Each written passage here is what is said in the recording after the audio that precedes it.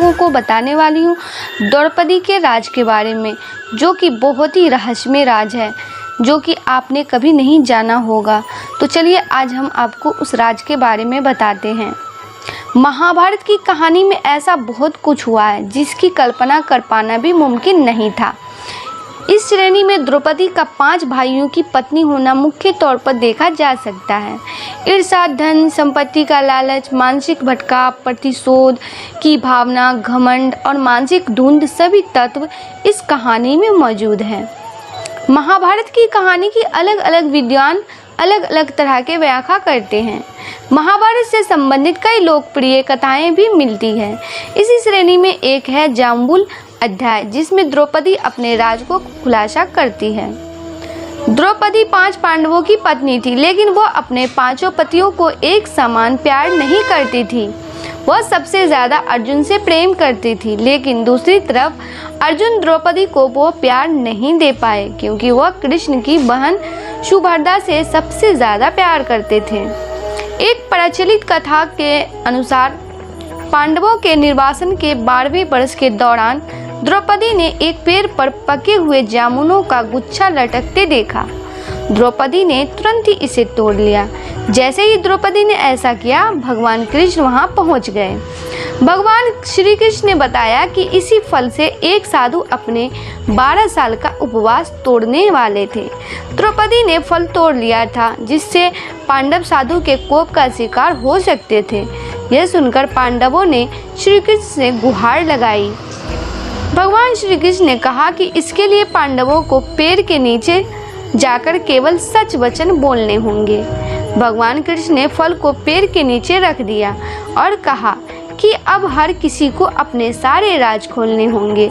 अगर हर कोई ऐसा करेगा तो फल ऊपर पेड़ पर वापस लग जाएगा और पांडव साधु के प्रकोप से बच जाएंगे।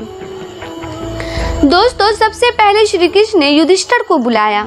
युधिष्ठिर ने कहा कि दुनिया में सत्य, ईमानदारी, साहित्यपूर्णता का प्रसार होना चाहिए, जबकि बेईमानी और दुष्टता का सर्वनाश होना चाहिए।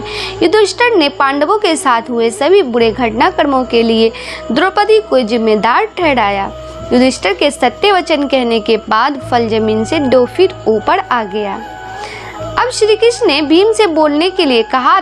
साथ ही श्री कृष्ण ने भी भीम को चेतावनी दी कि अगर तुमने झूठ बोला तो फल जलकर राख हो जाएगा।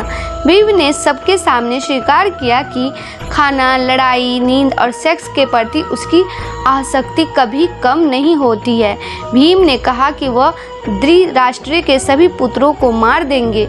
युधिष्ठिर के प्रति उसके मन में बहुत श्रद्धा है, लेकिन जो भी उसके गधे का अपमान करेगा वह उसे मृत्यु के घाट उतार देगा। इसके बाद फल 2 फीट और ऊपर चला गया। दोस्तों, अब अर्जुन की बारी थी। अर्जुन ने कहा कि प्रतिष्ठा और प्रसिद्धि मेरी जिंदगी से ज़्यादा मुझे प्रिय है। जब तक मैं युद्ध में कर्ण को मार नहीं दूंगा, तब तक मेरे जीवन का उद्देश्य पूरा नहीं होगा। मैं इसके लिए कोई भी तरीका अपनाऊंगा, चाहे वो धर्म विरुद्ध ही क्यों ना हो। अर्जुन ने भी कुछ नहीं छुपाया। अर्जुन के बाद नकुल और सहदेव ने भी कोई रहस्य न छिपाते हुए सब सच सच कह दिया।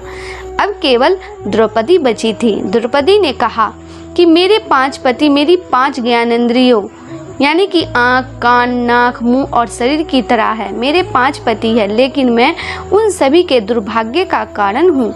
मैं शिक्षित होने के बावजूद बिना सोच विचार कर किए गए अपने कार्यों के लिए पछता रही हूँ। लेकिन द्रौपदी की यह सब बोलने के बाद भी फल ऊपर नहीं गया। तब श्री कृष्ण ने कहा कि द्रौपदी कोई रहस्य छुपा रही है।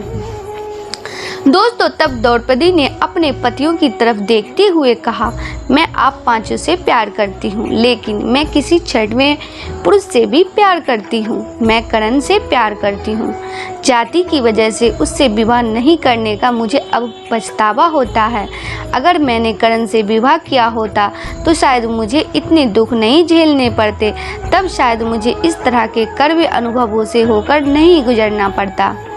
यह सुनकर पांचों पांडव हैरान रह गए, लेकिन किसी ने कुछ कहा नहीं। द्रौपदी के सारे रहस्य खोलने के बाद श्री कृष्ण के कहे अनुसार फल वापस पेड़ पर पहुंच गया। इस घटना के बाद से पांडवों को यह एहसास हुआ कि 5 बहादुर पतियों के होने के बावजूद वह अपनी पत्नी की जरूरत के समक्ष रक्षा करने नहीं पहुंचे। जब द्रौपदी को उनकी सबसे ज़्यादा ज़रूरत थी तो वे कभी उसके साथ खड़े नहीं हुए। दोस्तों, इस पौराणिक कहानी का एक निहितार्थ ये भी हो सकता है कि हर किसी के कुछ राज होते हैं जिन्हें वो खुद तक सीमित रखता है। कई बार ये राज अपनों को चोट पहुंचाने के कारण डर से छिपा कर रखे जाते हैं। आज के लिए बस इतना ही। दोस्तों, आपको ये वीडियो पसंद आया है तो लाइक करिएगा, दोस्तों को शेयर ज़रूर करिएगा, चैनल को सब्सक्राइब करके बेल आइकन को ज़रूर दबाइएगा ताकि आने वाला वीडियो आपको सबसे पहले मिले। दोस्तों, मिलते हैं अगले वीडियो में, तब तक के लिए goodbye and thanks for watching my video.